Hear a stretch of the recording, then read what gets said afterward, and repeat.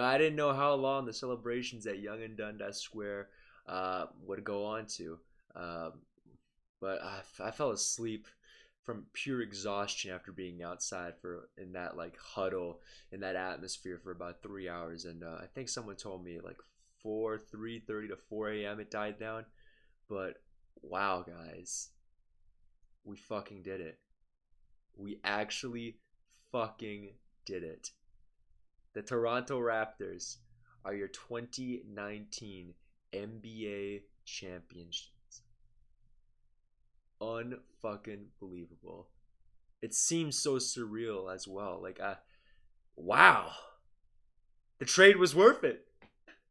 The trade was worth it, 100%. And you could even argue, after Kawhi makes that Philadelphia shot, right, and wins the series, the trade was worth it. But for me, I was looking for something a little bit more, even though I kind of knew it was worth it, or like a month ago.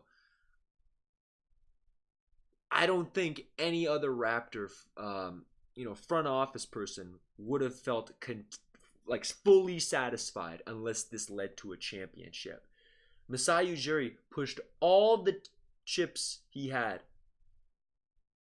pushed them all onto the table, went all fucking in this year, and wow, it paid off. Did it pay off? So we're gonna go quickly into this game recap. First quarter, Raptors come out blitzing. They go on an 11-0 run before the Warriors, rightfully so, respond.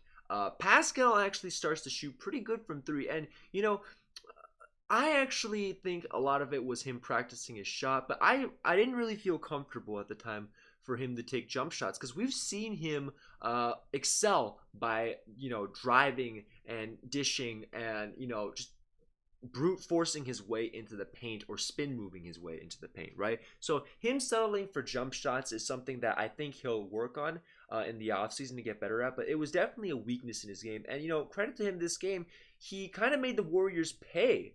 He had 3 of 6 of his 3-point shots, so really really good. Now Warriors obviously they respond to that 11-0 run, and you notice immediately in this first quarter that both teams are extremely trigger happy with the three. Like everyone's letting it go, and they're going in and they're not, and yeah, it starts to come to a point where I'm noticing Toronto's getting into a shootout with Golden State, and you never want to do that. Like, you do not want to get into a 3-point shootout with the Golden State Warriors because you will most of the times not win that shootout. And what ends up happening is towards the end of the first quarter, we see a couple of fouls get tacked onto the Raptors, which means that their defense now has to be a little bit less aggressive because they can't afford to foul out of this game. Needless to say, we end the first quarter with the Raptors leading by 1. Not exactly ideal, but hey, we'll take it over being, down by 1. So we go into the second quarter, Warriors take a lead, and the Raptors, I think, actually start to get a little bit of their 3-point shooting back. It kind of sagged off towards the end of the first quarter. Something I noticed is Klay is cooking the Raptors. He starts to cook them, right? And throughout this whole series, he's shooting 57.1% from 3. That is the highest percentage he has shot in the finals in any of the years the Golden State Warriors have been in the finals. Like, this man is straight cooking the Toronto Raptors, and I'm actually very worried about Klay Thompson because people are saying, "Oh, Steph Curry or Kevin Durant," and not really. Because one, KD's out of the picture, right? But if you let Klay fucking Thompson, the man who dropped 60 against OKC in that pivotal Game 6, you let that happen? Oh boy, Toronto, you might lose, the series. We see 14 lead changes in the first half, but Lowry decides to, and he was already great in the first quarter, but he starts to really step up. He has 19 halfway into the second quarter, and you can tell we are seeing 2016 Lowry again. He's decided to come out for this final time to try to put it away. Kawhi at this point only has 9. And, in my previous video, I said that Kawhi's body is degrading. He's not going to be able to put up the numbers that he was in the Orlando series or even the Philadelphia or Milwaukee series. It's just the longer this series stretches, the the Toronto Raptors need to rely on everyone else to step up. It's an attrition of Kawhi. Now, it's the same thing in regards to the Golden State Warriors. Over time, their players are starting to get more and more worn down. I mean, for Christ's sake, Kevon Looney, my God, mad respect to the guy. He's playing through a fucking, fractured collarbone, getting injections, and it, hurts like shit. But on top of the note of stepping up, the Warriors, they have people stepping up this game. Iguodala, out of nowhere, starts to hit a couple of threes, hits shots, and I'm thinking to myself, wow, this is going to go down to the wire. This isn't going to be a blowout. Kawhi picks up his third foul in the second, so I'm a little bit worried because I'm like, shit, okay, he needs to be a little bit more careful now so that he can, have his burst of scoring in the third and fourth. Lowry manages to get 21, I think, and for a fact that in this entirety of the first half, Lowry is the one that is keeping the Toronto Raptors in the game. Everyone else is doing their part, right? But Lowry is hitting the shots that, maintain momentum or get the Raptors, back into it when Golden State tries to go on a run. And we go into the half with a 3-point lead for Toronto. Now, every single time in this series so far, the Golden State Warriors have come out with a third quarter barrage, and Toronto, I'm telling them, you gotta withstand this. It's just a common thing. Golden State's that good. Withstand that third quarter barrage, and they were able. I don't want to say they were able to, but it didn't look like. I'm gonna put it like this: the Warriors go on a 14-4 run, and I'm thinking, oh my God, we are in some deep, deep fucking shit. But then probably the highlight of the night, or not even the highlight, but the story of the night is Klay Thompson goes down with what we now know to be an ACL tear. And you could just feel the whole energy from Oracle Arena and the Warriors just completely leak out and just disappear.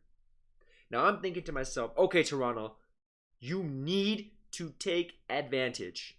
You must take advantage of the fact that the hottest scorer in the entire game is now out of commission. He's the one that sparked that 14-4 run. The man was hitting threes like it was no one's business. And the thing was, he wasn't even hot. He was getting warmed up. I promise you guys right now, if Klay Thompson does not get injured, we're heading to a game 7. As much as I do know, as much as I want to say that the Raptors could have pulled it off, Klay Thompson, I think, could have single-handedly dropped 60 yesterday night. But he's injured, and Toronto is able to take advantage because Nick Nurse goes to the box and one because he knows that Curry's the only one that can comfortably score. Yes, Iguodala has hit a couple of threes. Yes, Draymond even hit a 3. I think Draymond was, how many threes did Yeah, he hit 1 3, right? But taking out Curry is the big picture because he's the one that is going to hit those clutch shots. And you can man-to-man Iguodala and Draymond, right? So box on one by Nick Nurse, it works out. Danny Green, I think, gets injured by accidental punch to the stomach. So Norman Powell has to come in, and Danny Green has been very underwhelming this series. He had one good game, and it probably was a good thing that he came out because if he had played more, I'm a bit worried that other members of the Golden State Warriors would have been able to get going and actually help Steph Curry on offense. We've seen it to be a trend so far. If you look at every game in this series, every time Fred plays more than Danny, it's a win. Anytime Danny plays above 25 minutes and doesn't give you double digits, you're gonna it's been a loss. So I mean, he did the best he could, but my God, Danny, yeah. And you could tell the trust for him shooting threes this game was also a little bit limited because he's gonna hit threes, but Golden State has done a really good job in just limiting the opportunities he has from wide open. Danny, he was not able to get wide open for a 3 this game, I think, and a lot of it was also the fact that Fred was really, really cooking it from 3, and contrary to being 5 from 11, those 5 3-pointers came at critical moments. Like they were super critical to help Toronto maintain their composure, right? So we go into the fourth, and Mark gets called for a foul where he's not even like touching Quinn Cook. And I thought this was such bullshit, but you know what? It happened, right? And Toronto's offense actually stalls, and I'm getting very concerned because the Warriors are chipping away slowly, piece by piece, because they're able to, they're doing their back cuts or whatever. But Fred VanVleet, I personally will say this: he was the MVP of the fourth quarter. The man, I think, actually no, he won the game for Toronto. I think Fred was the MVP of this fourth quarter. You could even make a case that he literally, was the sole scoring option. And he probably, without him, this game is a blowout for the Warriors. Every time we needed a bucket, Fred gave it to us. Every time we needed a defensive stop, every time we needed pressure on Curry, Fred was there. And I'm thinking to myself, the man's literally hard carrying the Toronto Raptors like Norman Powell did in Game 5 against Indiana. Wow. And after, Fred hits his shots, the rest of the Raptors towards the end chip in a few. I think Lowry gets a bucket. Siakam, he gets that critical, I think it was 2. Yeah, he gets a layup, or I don't even want to call it 2, but like a layup / runner after blowing past Draymond or taking him off the step. And, in the end, it all came together, guys. I'm still like speechless about this game because it was just a bag of mixed emotions. Now, something I think that really did hurt Golden State was DeMarcus Cousins. The man could not shoot a proper free throw. He was awful from the line. Just awful. 4 of 7 from that's terrible. Like, god awful. Kawhi at this point, he's not the same in the fourth quarter, and that's why the Golden State Warriors were able to keep it so close, because Kawhi is exhausted. His body has broken down, but nonetheless the other Raptors are stepping up. Now, I think this is with less than a minute left in the game, or probably a minute and 15. Danny Green turns the ball over after great defensive pressure by Draymond, and I'm gonna say this right now, and Reddit also agreed with this.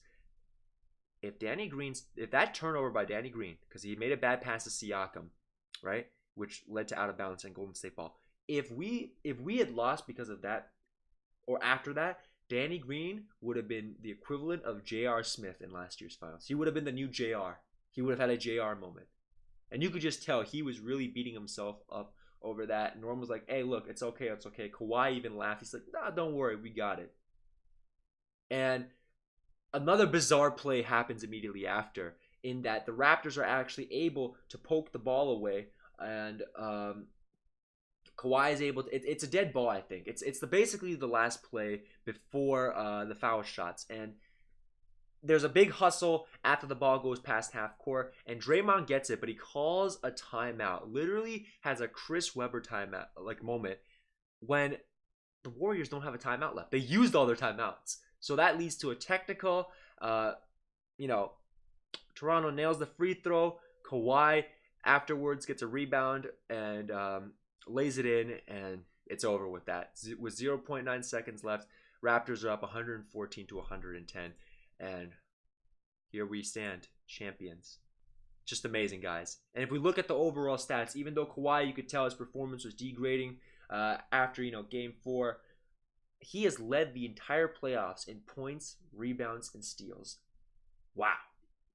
And right now, the narrative, even though Fred took over in the fourth, the narrative is going to be Kawhi Leonard is a dynasty killer.